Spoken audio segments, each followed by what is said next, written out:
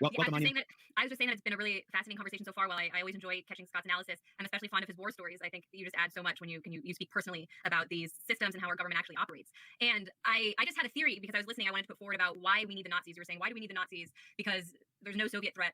And what I was thinking is just that it boils down, what I think, to basically just classic great power competition, where Putin is actually more threatening than the Red Menace, because what he genuinely represents is Russia's hard, cold national interests. And so without the restraints of the Iron Curtain, he's actually built great relationships with Europe, with Middle Eastern countries. I mean, look what happened over the past few weeks with Saudi Arabia and the UAE, both refusing calls from Biden and then having conversations with Putin, showing that Putin has actually gotten to this position where Europe, this battleground really between the United States would love for the European NATO, the cross-Atlantic relationship to continue the way it is, but it makes more sense for European countries to have strong relations with Russia, relying on them for energy, relying on them for food. And that is threatening to the United States. That's the most dangerous thing that could have happened, because it's not about communism. It's just about raw national interests. And now, with this decoupling that's happened throughout the war, Russia is demonstrating that it's built up this great power that the United States has never confronted. It was never a threat like that during the Soviet Union. But now Russia and China, actually, for the first time ever in history, are great powers that are competing with the United States. And so they need the Nazis. Well, Africa as well, Anya. I mean, we saw Kenya actually go against the vote against Russia at the UN. Africa as well is a place where Latin America. Argentina and Brazil, they're not playing the sanction game. Yeah, BRICS is basically, they're meeting, they were all just posing, the BRICS ambassadors posing for a photo op with Lavrov in Moscow. So I don't think we've really confronted what that means for us in the United States. Well, we are now that we're seeing inflation. I remember you and Ben were doing a stream a few months back where you started actually talking about how this would have an impact on the U.S. economy, one that we don't understand yet, this rise of Russia and then the decoupling that we're now seeing in the financial system. The petrodollar is a threat.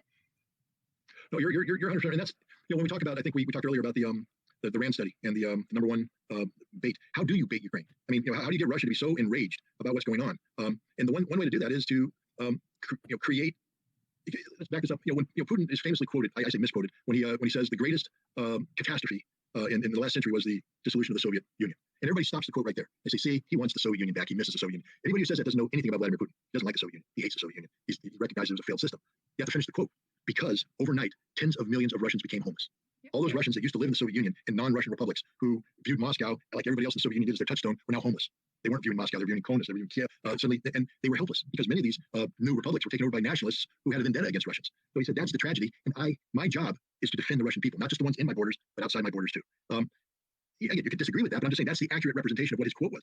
So how do you trap a man who believes this? You create a situation where Russians are put in harm's way, i.e. in Lugansk and Donetsk, where they're getting shelled for 8 years straight. And then you make their enemy not the average Ukrainian, but the most hated thing in Russia, the Nazis. Look, I don't know if any of you have ever been to the former Soviet Union, to Russia. Every town has a monument to those who died in the war. Every family lost not one member, but dozens of members. Families were wiped out. Extended families have members. This is a recurring theme, the sense of loss, the sense of patriotism, the sense of necessity of sacrificing everything to defeat the enemy that was Adolf Hitler's Nazi Germany. This resonates in a real way, a genuine way. So maybe we in the West don't understand. We can make fun of it. Oh, look at those old Russians running around in another Victory Day parade. Oh, look at them. They have a monument.